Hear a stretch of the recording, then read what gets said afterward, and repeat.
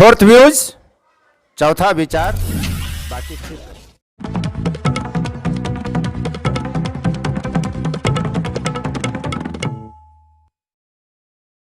और इस बात को कहते हुए मुझे थोड़ा भय लग रहा है कि इस बात को लोग अन्यथा बहुत लेते हैं। रिमोहन मधुर रस मुरली बजादा, ये जी कन्हैया प्रीत मन में जगादा। बहुत लोग काम की भावना से देखते हैं, कृष्ण ने यह गलत किया, ये किया, वो किया, चोरी किया, उसे हम भगवान कैसे मान सकते हैं। लेकिन उनकी उत्पत्ति कहाँ से हुई है वो जरा ध्यान दें।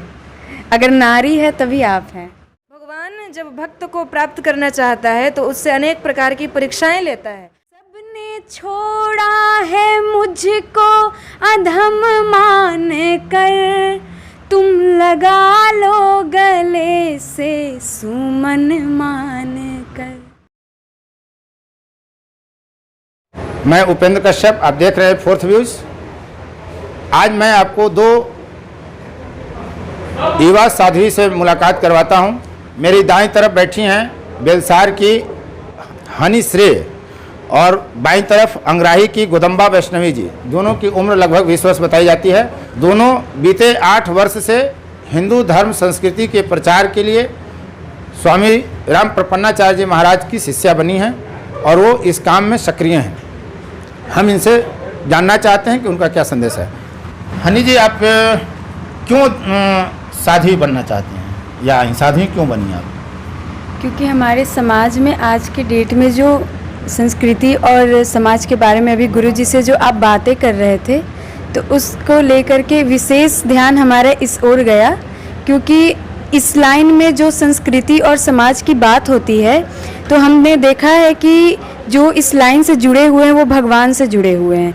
तो हमारा मानना है कि हम भगवान से सीधे जुड़ सकते हैं, तो इस लाइन में आकर के हम डायरेक्ट भगवान से कनेक्ट रख सकते हैं। तो हम गुरुजी के साथ 7-8 साल से इस लाइन में आ गए, क्योंकि हमें भगवान की ओर बढ़ना है। वैष्णवी जी, आप क्यों इस लाइन में आई?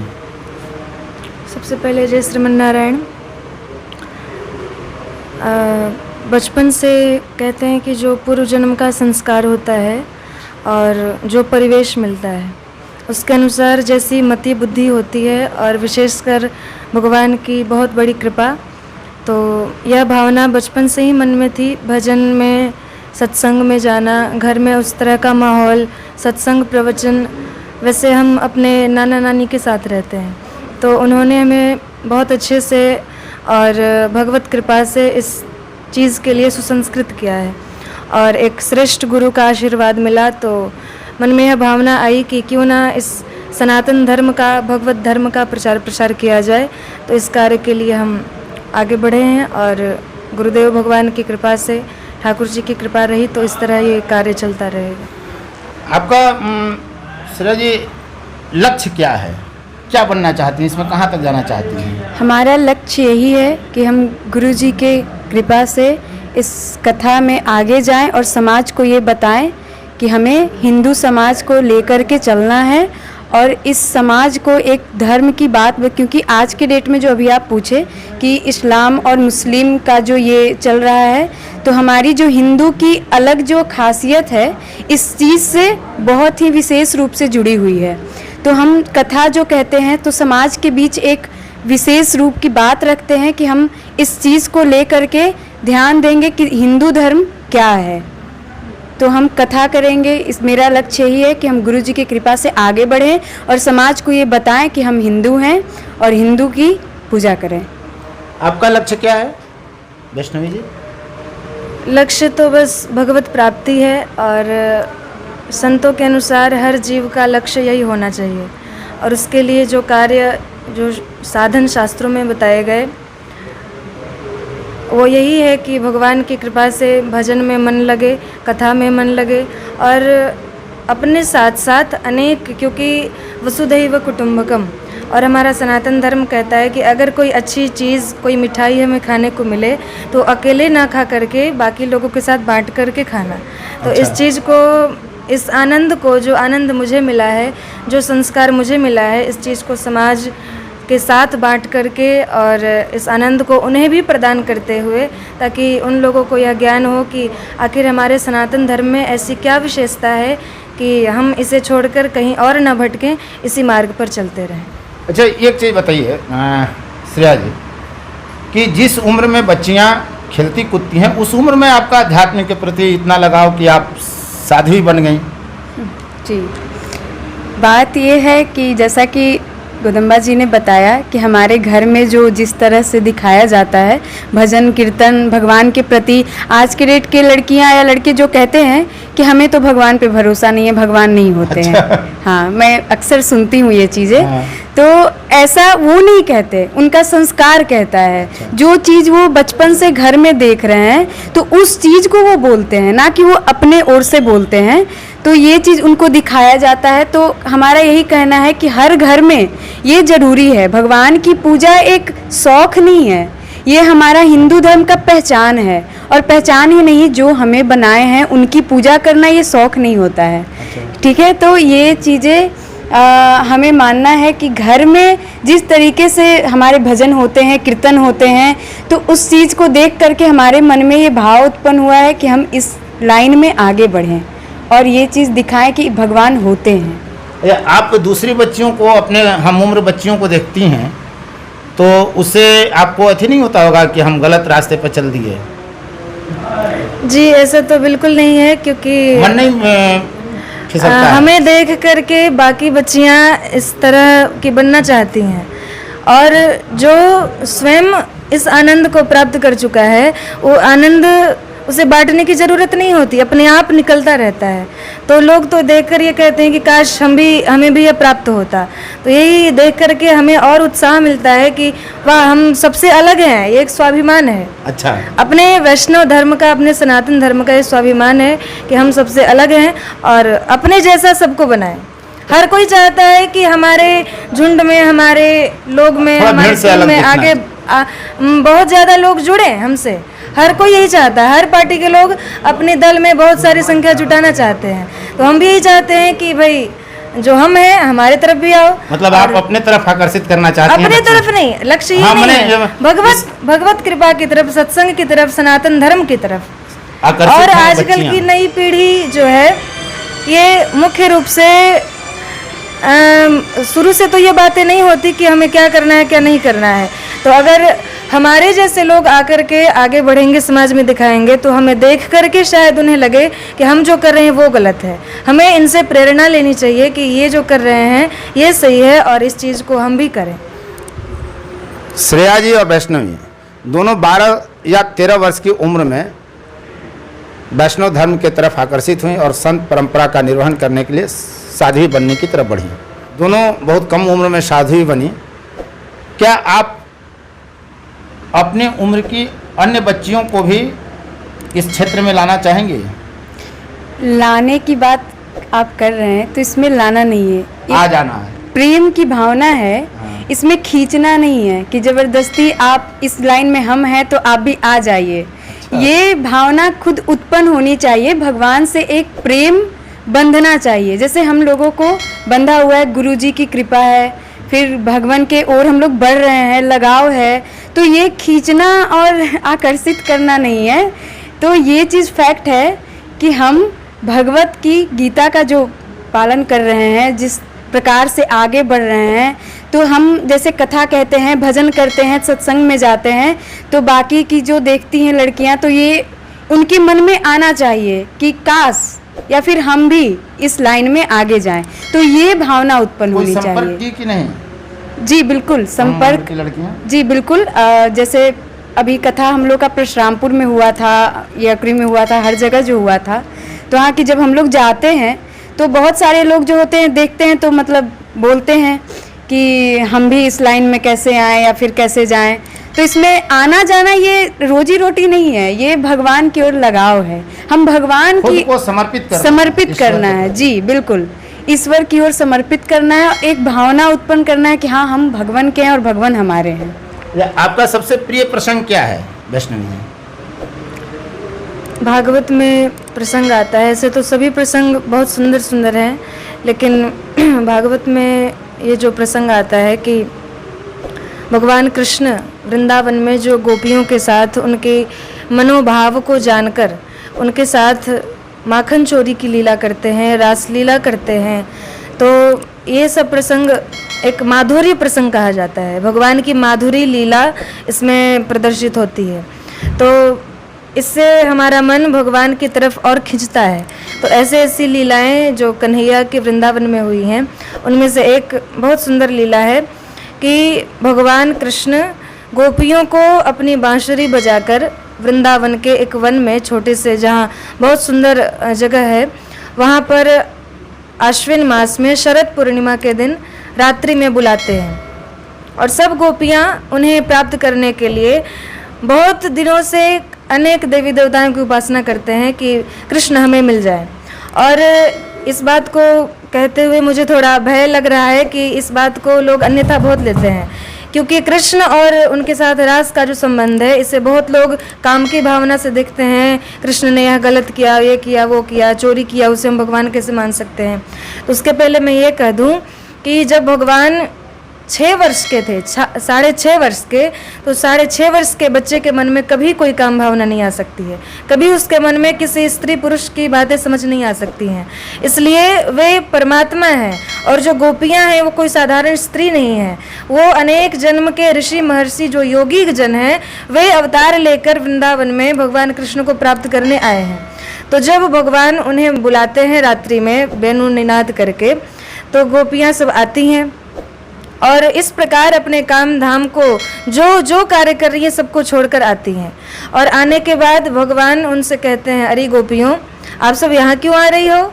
इतनी रात्रि में आपको घर से अकेले नहीं निकलना चाहिए और आपके घर के पति बच्चे सब खोज रहे होंगे, आपकी निंदा करेंगे, समाज में आपकी बदनामी होगी। आप एक पर पुरुष के साथ रात्रि में यहाँ मत रहिए, घर चले जाइए।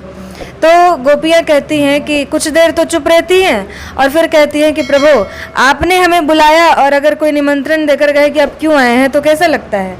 तो गोपियाँ कहती हैं कि प्रभु यह बताइए, आप हमारे जिस पति परमेश्वर, जिस बाल बच्चे की बात कर रहे हैं, जैसे कोई पतिव्रता स्त्री जिसका पहला नया विवाह हुआ और 1 महीना के बाद उसका पति कहीं बाहर काम करने गया, तो वो अनपढ़ जो उसकी पत्नी है, पढ़ी लिखी नहीं है, वो कहती है कि अब आपके बिना मैं यहाँ अकेली कैसे रहूँगी।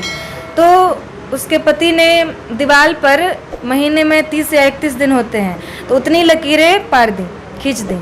तो उसने कहा कि तुम हर रोज़ एक लकीर को मिटा देना और जिस दिन ये सारी लकीरें मिटाते मिटाते ख़त्म हो जाएंगी, मैं उसी दिन वहाँ आ जाऊँगा। और पति चला गया। तो वो जो पत्नी थी, पतिव्रता थी, अपने पति के चित्र को पूजा करती थी, उन्हीं के साथ बातें करती थी, प्रेम करती थी। तो जैसे जैसे दिन बीतता गया, समय आ गया कि उस दिन पतिदेव आने वाले हैं, तो वो अपने पति के चित्र की पूजा कर रही है और दरवाजे पर उसका पति आकर दरवाज़ा खटखटाता है। तो गोपियाँ कृष्ण से प्रश्न करती हैं कि आप ये बताइए, क्या उस पति का जो पूजा कर रही है उसका धर्म है कि पति के न रहने पर वो किसी अन्य पुरुष को न देखकर अपने पति के चित्र को देखकर पूजा कर रही है, उनसे बातें कर रही है, तो क्या वो उस चित्र की पूजा करती रहे या वहाँ जाकर दरवाज़ा खोले? कृष्ण कहते हैं कि नहीं नहीं, उसका असली पति जब आ गया तो फोटो की पूजा क्यों करेगा। तब गोपियाँ कहती हैं कि यही बात आपने स्वयं प्रश्न किया, स्वयं उत्तर दे दिया, आप हमारे असली पति हैं, ये तो फोटो वाला नकली पति है जो इस संसार में मिला है, हमारा तो जन्म जन्मांतर से आप ही पति हैं और आज अब हम जब आपके पास आई हैं तो आप हमें कह रहे हैं जाने को। तो कृष्ण ने ये बात उनसे यूं ही नहीं कही। भगवान जब भक्त को प्राप्त करना चाहता है तो उससे अनेक प्रकार की परीक्षाएं लेता है, ठोक पीट कर देखता है मेरे लायक है या नहीं।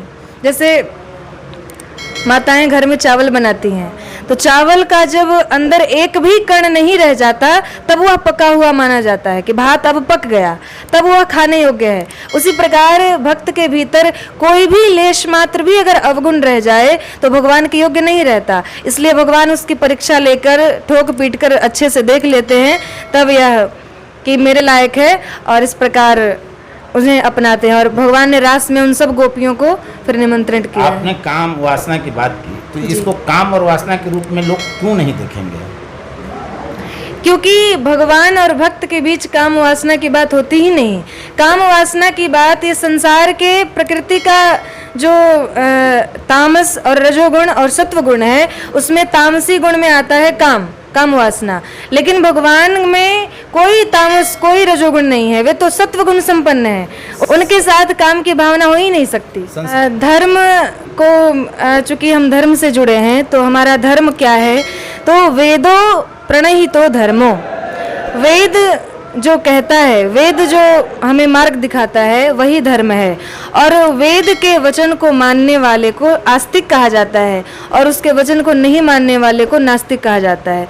और वेद की भाषा सब लोग नहीं समझते, तो कलयुग में गोस्वामी जी ने मानस में कहा कि जो दूसरे की सहायता करता है वही धर्म है और जो दूसरे की अवहेलना करता है वही अधर्म है। तो इस बात को अनेक ग्रंथों में अनेक सिद्धांतों से प्रतिपादित किया जाता है। जो हमारा धर्म है, ये सनातन धर्म है, धन्यवाद इसे कोई वैष्णवी। नहीं मिटा सकता। श्रेया जी, आपका कौन सा प्रिय प्रसंग है? प्रसंग तो प्रिय कन्हैया का जो उस पर लीला, दो चार एक जी आध मिनट। बिल्कुल बिल्कुल। जैसे कहा जाता है कि लीला जो वृंदावन में अभी जो गुदम्बा जी बता रही थी, ये विशेष रूप से सबकी पसंदीदा लीला है, ठीक है। जैसे कि कृष्ण वृंदावन से मथुरा, मथुरा से जो अनेक रूप लेते हैं, अनेक लीलाएं उनकी हैं, वो चीज़ को सबसे प्रिय प्रसंग माना जाता है। तो इस चीज़ पे मतलब एक भजन है, तो मैं आपको बताना जी बिल्कुल। रे मोहन मधुर रस मुरली बजादा, रे मोहन मधुर रस मुरली बजादा, ये जी कन्हैया प्रीत मन में जगादा, ये जी कन्हैया प्रीत मन में जगादा। ये गोपियाँ जो हैं कृष्ण के पास जाके कहती हैं कि हमें अपनी ओर अपने में बांध लीजिए, अपने चरणों में ले लीजिए, कि अपने चरणों का सेवक बना लो प्रभु, नाथ बिसरा दिए तो किधर जाएंगे। और कहती हैं सबने छोड़ा है मुझको अधम मान कर, तुम लगा लो गले से सुमन मान कर, हो कृपा दृष्टि हम पर गिरिधर की, तो हमारी भी बिगड़ी संवर जाएगी। एक प्रश्न हम दोनों से करते हैं कि आप साध्वी वैराग्य वाली हैं या विदुषी हैं, और दोनों में फ़र्क क्या है? साध्वी वैराग्य और विदुषी जो दो प्रकार होते हैं, तो हम लोग जो हैं साध्वी विदुषी हैं। तो इस चीज़ को लेकर के हम ये कहना चाहेंगे कि साध्वी मतलब एक आप जो क्वेश्चन आ जाता है कि आप साध्वी हैं और एक आम इंसान, ठीक है। तो आम इंसान और साध्वी में कुछ फ़र्क नहीं है। अगर हम टीका लगा के सत्संग में बैठ गए तो हम साध्वी कहला गए, और आम इंसान जो नॉर्मल ज़िंदगी जी रहा है उसे साध्वी नहीं। हाँ। तो ये चीज़ें नहीं है, हमारा ये पहचान है। अगर हम टीका लगा के सत्संग में बैठ रहे हैं तो हम साध्वी हो गए, आप नहीं बैठ रहे हैं तो साध्वी नहीं है। साध्वी और ये सब लोग है, ऐसा नहीं है कि हम साध्वी और जो बैठ के सुन रहे वो साध्वी नहीं है। भगवान की ओर लगाव है तो साध्वी है, नहीं है तो नहीं है। अच्छा, एक प्रश्न मैं दोनों से पूछूंगा, वैष्णवी और श्रेया से, कि हमारी धरती पर भारत में हिंदू धर्म संस्कृति में नारी पूजनीय मानी गई है। यत्र नार्यस्तु पूज्यन्ते रमन्ते तत्र देवता। फिर नारी प्रताड़ना की इतनी घटनाएं क्यों होती हैं? आप समाज को क्या कहेंगे? पहले तो हम बता दें एक चीज़ कि नारी, आज जो मर्द होते हैं आज के लोग, वो क्या कहते हैं कि नारी कुछ नहीं कर सकती है। अच्छा। ठीक है, तो ये चीज़ पुरुष जाति जो है ये नारी को पीछे छोड़ने में कहीं ना कहीं इन्हीं का हाथ है। वर्चस्वशाली भूमिका में पुरुष रहते हैं। बिल्कुल। तो ये जो कहते हैं कि हम बड़े हैं, नारी से भी बड़े हैं, बलवान हैं, बुद्धि के मतलब जनक हैं, तो ये ठीक है, उनका मानना सही है कि आप हैं। लेकिन उनकी उत्पत्ति कहाँ से हुई है वो जरा ध्यान दें। अगर नारी है तभी आप हैं, अगर नारी नहीं है तो हम, और ऐसा नहीं है अगर पुरुष नहीं है तो फिर हम भी नहीं हैं, क्योंकि पार्वती और शिव जो आधे माने जाते हैं, शिव और पार्वती अर्धनारीश्वर जो हैं हमारे शिव जी, तो वो चीज़ जो आज के डेट में जो रेप हो रहे हैं, कहीं लड़की को मतलब दे, तो ये चीज़ें नज़र का खेल है।